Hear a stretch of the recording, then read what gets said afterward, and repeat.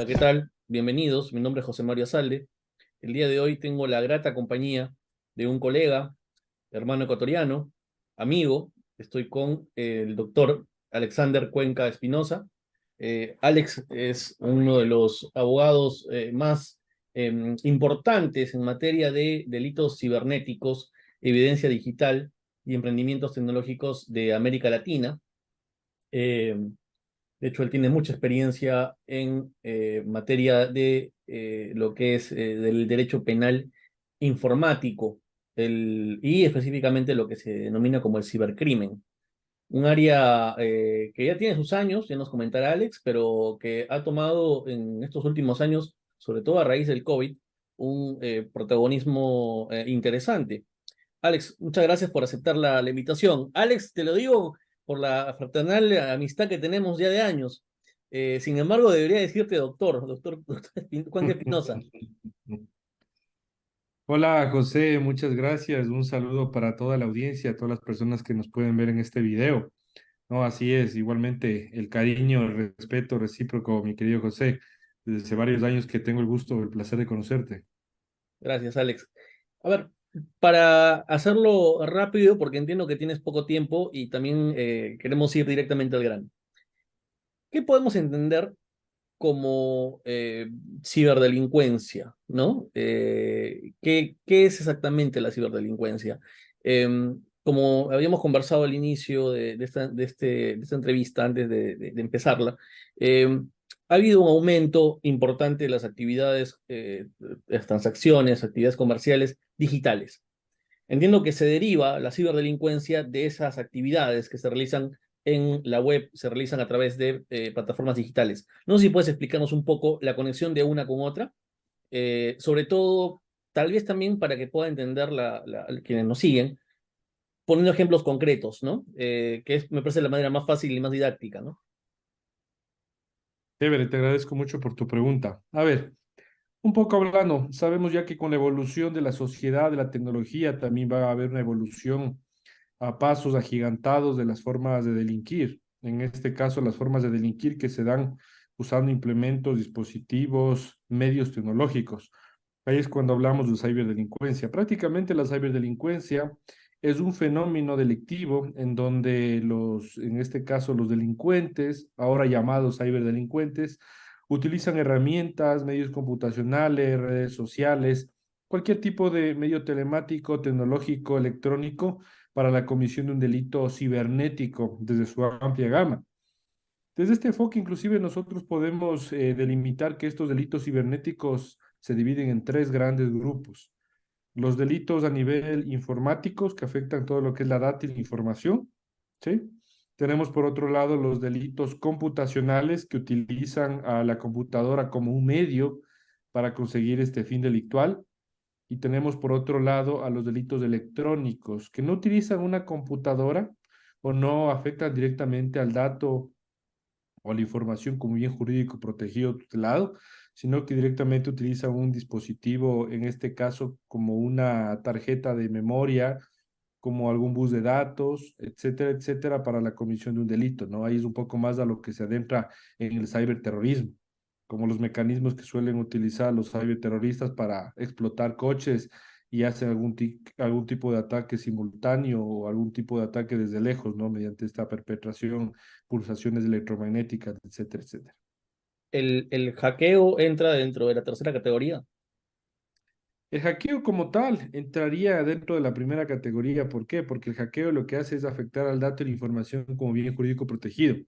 Ahí vamos a entender que estamos afectando directamente a un bien, por lo general, que se encuentra consagrado en la mayoría de constituciones de Latinoamérica, a diferencia de los otros dos, ¿no? Que son más bien los medios para la comisión de un delito. Inclusive podríamos hablar de un tema como que ya más de delitos tradicionales con la implementación de la tecnología. Bien, entonces estamos ante delitos que afectan a la información propiamente. Estamos hablando de almacenamiento de datos personales, por ejemplo, en el caso de clínicas que tienen información médica de los pacientes, pues, o información financiera de las personas, información sensible, digamos, ¿no? Que puede ser sustraída y puede ser eventualmente el delincuente, si el delincuente sacarle un rédito. a partir de la obtención de esta información. El otro es, Correcto. me dijiste, estaba mencionando el otro, era, Se utiliza una no energía era computacional.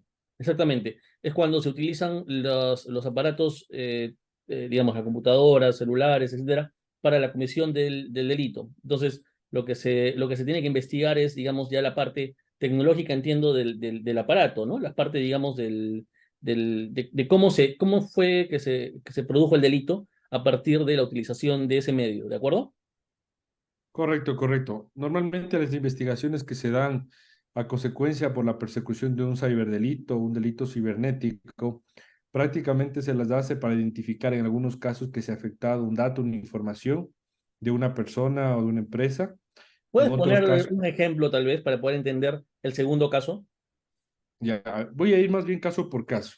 En Perfecto. el primer caso, cuando estamos hablando de un delito informático, voy a poner un caso en relación a lo que hoy día también se encuentra en boga, que son los datos personales, ¿sí? Si es que yo, por ejemplo, obtengo tus datos de ADN, tus datos genéticos o datos sanguíneos o datos de salud, como estábamos hablando, estoy afectando directamente a tu información. En ese caso hay un delito que se llama violación a la intimidad, que igualmente está consagrado con este mismo nombre, este mismo título, en la mayoría de códigos penales en Latinoamérica y en otros países de Iberoamérica en general. ¿Sí? Esto directamente viene a ser un delito informático. ¿Por qué? Porque estoy afectando al dato, la información, como bien jurídico protegido. Dato y la información, en este caso tuyo, a manera de ejemplo, ¿sí? Por otro lado, si estamos hablando de un delito computacional, vamos al caso de que yo quiero clonar una tarjeta de crédito. Yo para clonar una tarjeta de crédito tengo que utilizar una computadora. Esta computadora tiene que tener alguna especie de software que me permita que toda esa banda magnética de tu tarjeta de crédito la puedo copiar en otra tarjeta para utilizarlo obviamente con un fin aquí delictivo. Entonces aquí estoy utilizando la computadora para cometer un delito. Ese sería Como medio, digamos. exactamente como medio. Ujú. Prácticamente aquí sería un delito computacional. El otro, el delito informático, en cambio, es hacia un fin, que es afectar el dato y la información. Y finalmente, en el delito electrónico, también tenemos como medio, pero no una computadora, sino sistemas electrónicos, ¿ok? Por ejemplo, lo que tiene que ver en toda la parte Los de drones, estas por ejemplo, los un drones. dron, no tanto un dron porque eso ya está armado con algún tipo de tecnología para un fin específico. Ujú, Más bien los aparatos de creación casera como los que utilizan los equipos islámicos, ¿no? En el Medio Oriente. ujú, Ellos utilizan algún tipo de aparato que básicamente podría inclusive venir de un, me voy a inventar, de un juguete de un niño y que al momento que se está con un control remoto, de manera lejana, emitiendo pulsaciones electromagnéticas, prácticamente hacen que ese control se active. Pero si ese control se encuentra, por ejemplo, anclado a un cable que va anclado a una bomba, va a explotar. Entonces ahí es cuando Estaríamos estaríamos hablando. hablando, claro, en su mayoría de casos de ciberterrorismo, ¿no? Correcto, sí, casi el tema de lo que tiene que ver con los delitos, en este caso electrónicos, tiene que ver con este tipo de delitos. Bien, ¿cuáles son, y para ir terminando esta breve entrevista, te agradezco por tu tiempo, Alex, ¿cuáles son los casos más frecuentes que se presentan ahora a raíz de esta, nuevamente, esta tendencia a la digitalización de las transacciones? Verás, normalmente los casos que se han presentado en toda Latinoamérica e Iberoamérica en su generalidad y que inclusive los muestran en informes de la empresa de antivirus a nivel internacional llamada Kaspersky y también en varios informes que es de la OEA, de los países que son miembros, presentan lo que son los informes de ciberseguridad y de cibercrimen. En estos justamente no han cambiado desde hace algunos años los modos operandi y los tipos de delitos que comúnmente se dan. Entre esos te puedo comentar la violación de la intimidad, ¿sí? Tenemos también la suplantación de identidad. Tenemos el acceso no autorizado a dispositivos electrónicos o a bases de datos. Tenemos también aquí lo que es la clonación de tarjetas de crédito y débito. Tenemos mucho lo que son las estafas. Hoy en día, es más, me atrevería a decir que toda Latinoamérica está sufriendo una ola de estafas a través de medios, en este caso, informáticos. Normalmente esto hace unos 20 o 30 años atrás se conocía originalmente como las cartas nigerianas, que no se daba mediante un medio como el WhatsApp, como se lo da hoy, sino a través de un correo electrónico, donde normalmente te llegaba un correo de que tú te has ganado la lotería o que tú eres, en este caso, el heredero de tal persona y que tienes que tú depositar a B cantidad de dinero para que te envíen los papeles y para que continúes el trámite, etcétera, etcétera. Mm. Ahora este tipo de cuestiones se dan a través de WhatsApp, en donde te llaman de números, sobre todo de países del África, en donde te indican que te has ganado un premio, te has ganado la lotería, eres heredero de alguna persona, o te escriben de números que se hacen pasar por Amazon, por Facebook, por LinkedIn, por YouTube, y te ofrecen plazas de trabajo. Entonces, esto se ha dado mucho como para poder, en este caso, solicitar a las personas mediante un tipo de estafa, ¿no? A través de lo que se conoce como un OAX, bulo o scam, suplantar la identidad de alguna empresa, alguna corporación multinacional, ¿no? De gran envergadura y conocimiento como puede ser Meta, ¿no? Que son dueños de Instagram, Facebook y WhatsApp, y justamente invitar a dar una plaza de trabajo, una plaza laboral a cambio de un monto de dinero.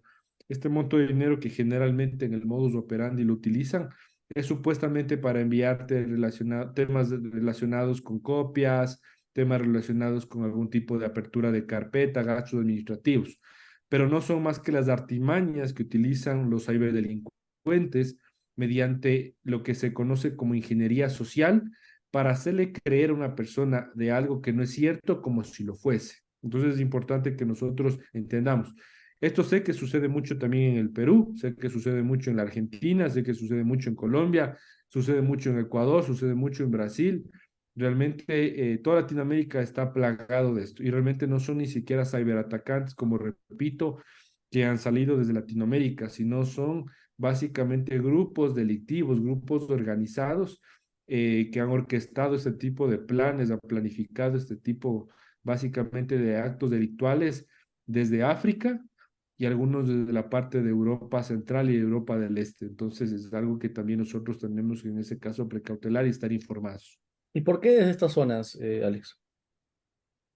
Normalmente en esta zona, si tú te das cuenta, si estamos hablando de Europa del Este, si estamos hablando de África, son zonas, primero, de que no existe un tema un poco más rígido, más militarizado. Por lo general son zonas de guerra, son zonas de conflicto armado.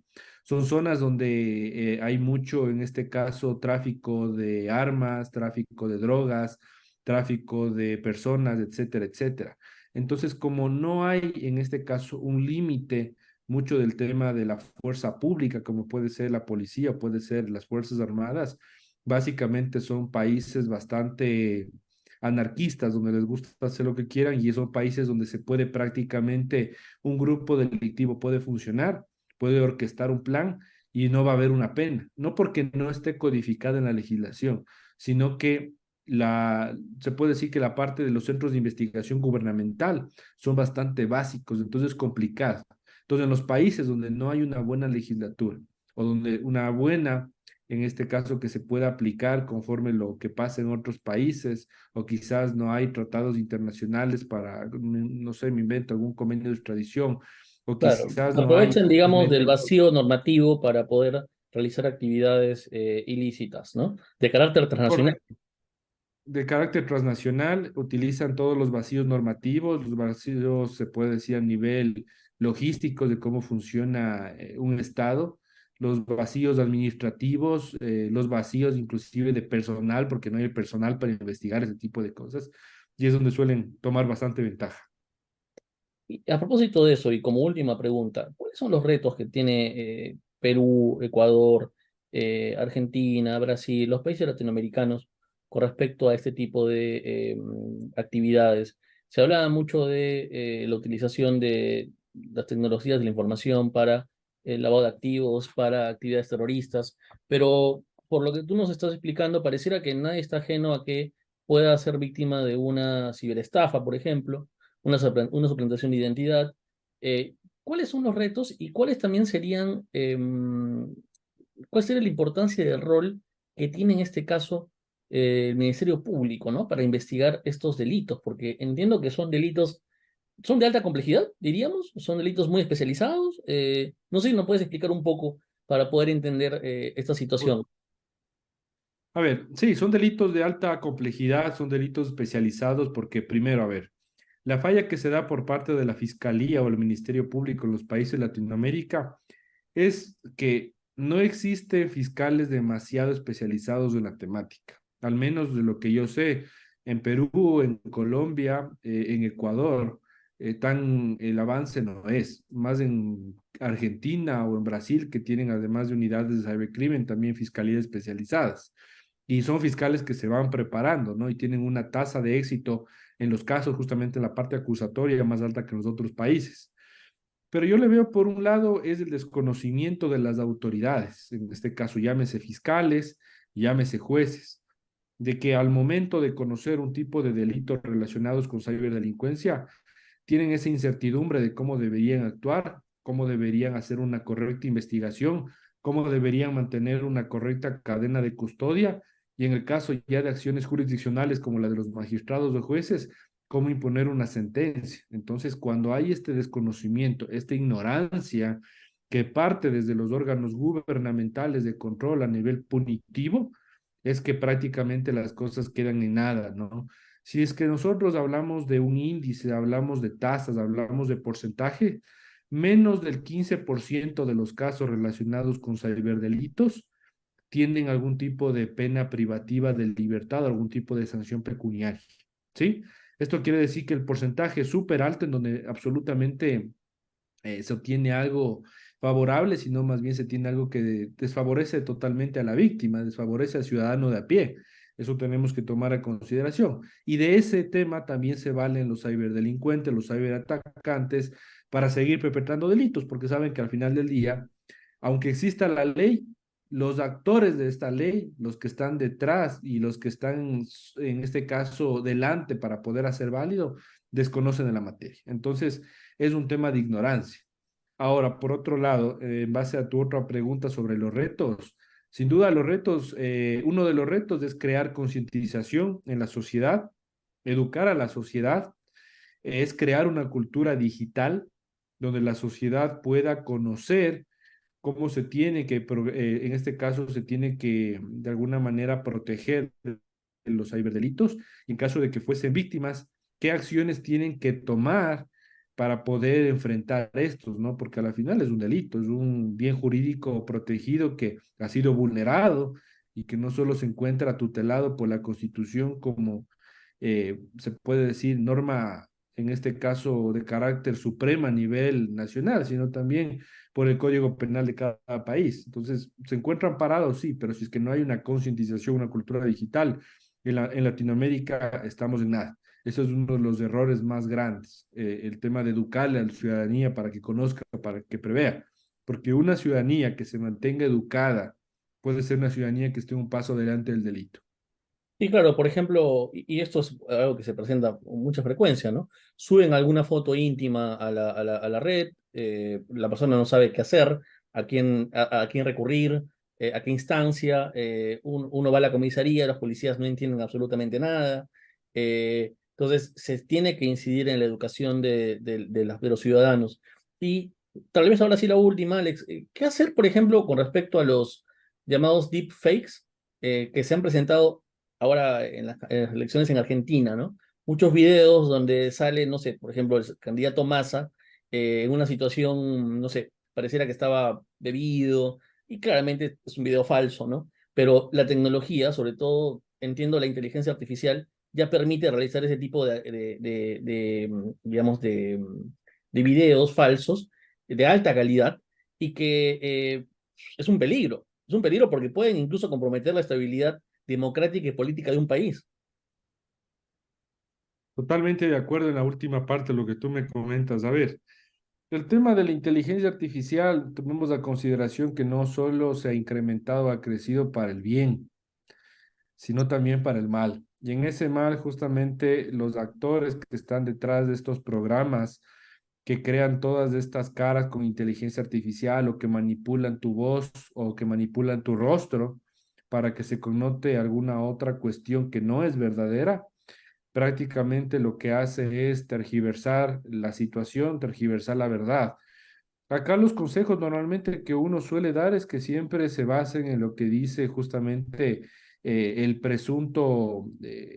la presunta persona que está emitiendo algún tipo de comentario, algo, o que se base en canales oficiales, porque es fácil desinformar y sabemos que la información es poder y la información como un poder mal empleado, como tú bien lo comentaste en antes, puede prácticamente desestabilizar hasta un gobierno, porque imagínate, mi querido José, que pudiesen sacar quizás un deep face prácticamente de un magnatario, de un presidente, de un político, de un magistrado que sea muy conocido, donde está haciendo algo que es totalmente irreal.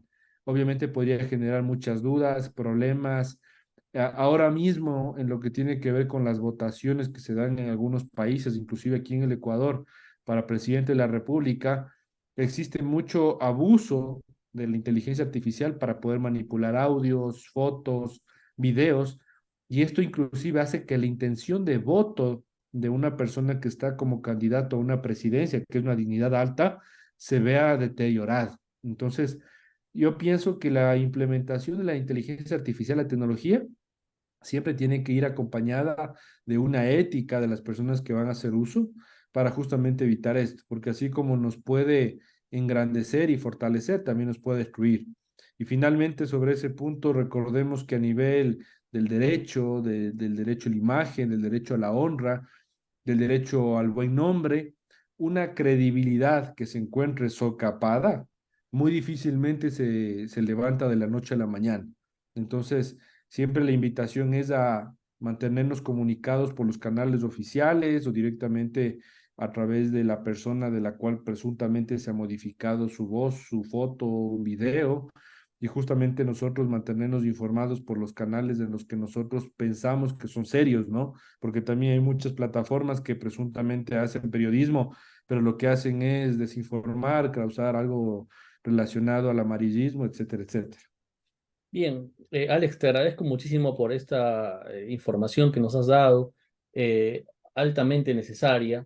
Creo que coincido contigo, es necesario poner un poco más de atención en educar a la ciudadanía con respecto a estos temas que se están presentando de forma muy recurrente. Y creo también que la ciudadanía tiene que empezar a denunciar cuando se den estos hechos. Lo peor que pueden hacer es no hacerlo. Es decir, están dándole un manto de impunidad a actividades que son claramente ilegales y que pueden provocar, como habíamos comentado, incluso la crisis de un modelo político, de una economía. No sé, por ejemplo, que salga un presidente de un banco central a decir, nos hemos quedado sin reservas, una cosa así, ¿no? Hace peligrar los mercados, pánico financiero, te destroza la economía. Entonces, no es broma, es algo, digamos, bastante serio y creo que tenemos que prestarle la atención debida. Bueno, conversado con Alex Cuenca Espinosa. Alex es abogado, es doctor en Derecho, es empresario de origen ecuatoriano y es uno de los más importantes expertos, especialistas en delitos cibernéticos, evidencia digital y emprendimientos tecnológicos en América Latina. Alex, para mí ha sido un placer poder conversar contigo y espero que podamos continuar más adelante con este tema porque es muy amplio. Te agradezco a ti, José, por la invitación. Bueno, espero que sea nutritivo lo poco que se ha hablado en el poco tiempo que hemos tenido y con gusto, cualquier otra invitación, estaré gustoso de participar y poder nutrirles de lo que aquí se pueda aportar a la comunidad, a la academia y a la ciudadanía en general. Te mando un fuerte abrazo desde Buenos Aires, mi estimado Alex. Gracias, igualmente. Otro abrazo para ti.